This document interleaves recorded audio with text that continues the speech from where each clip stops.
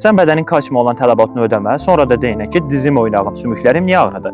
Bu dəqiqə insanların əksəriyyəti sümük ağrılarından əziyyət çəkir və bunun əsas səbəbi orqanizmdə kalsiumun lazım miqdarda olmamasıdır. Bir insan gündəlik ən azı 1000-1500 mg bədənə kalsium qəbul etməlidir. Necə? Yediyimiz qidalar vasitəsilə. Amma hal-hazırda gəlin baxaq görək, yediyimiz qidaların əksəriyyətində, tərkibində bədənə daxil olacaq qədər, yəni bədənə lazım olacaq qədər kalsium varmı? Əlbəttə ki, xeyr. Ümumdünya Səhiyyə Təşkilatının verdiyi məlumatlara əsasən bir insan gündəlik yediyi qidadan yalnız 400 və 500 ml kalsium qəbul edir. O da ki, yediyi qidalar əgər keyfiyyətlidirsə. Keyfiyyətsiz qidalardan artıq bədənə lazım olan, sümüyə lazım olan tikinti materiallarını qəbul edə bilmir. Yaxşı, bunun üçün nə etmək lazımdır və yaxud da etməsək nə baş verəcək?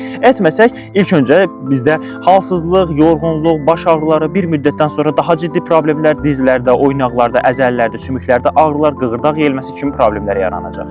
Yaxşı, bunun sümükləri necə daxildən qidalandıraq, necə kalsium olan tələbat ödəyək? Bunun üçün mütləq şəkildə qida ələvəsti formatında kalsium qəbul etməliyik. Söhbət hansı kalsiumdan gedir? İyonlaşmış kalsiumdan. Kalsiumlar öz növbəsinə görə iki yerə bölünür. Molekulyar quruluşlu kalsium və iyonlaşmış kalsium.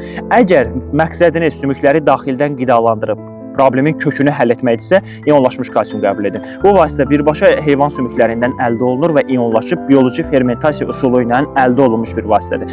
Patentə layiq görülmüş bir vasitədir. Əgər ki, məqsədiniz problemi bir müddət dondurmaqdırsa, onda heyvan sümüklərindən yox, məhəngdən, mərmərdən, qranit tozundan əldə olunmuş kalsiumları qəbul edə bilərsiniz. Amma nəzərinizə çatdırmaq istəyirəm ki, bu vasitələri istifadə edəndən bir müddətdən sonra eyni ağrılar davam edəcək. Amma iyonlaşmış kalsium isə problemi kökündə həll edir.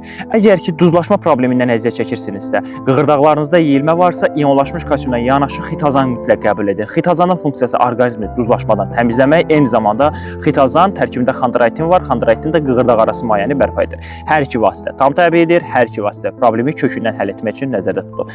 Əldə etmək üçün elə indi səhifənin bio hissəsində nömrəmiz qeyd olunub, nömrəmizlə əlaqə saxlayın. Hər birinizə təşəkkür edirəm.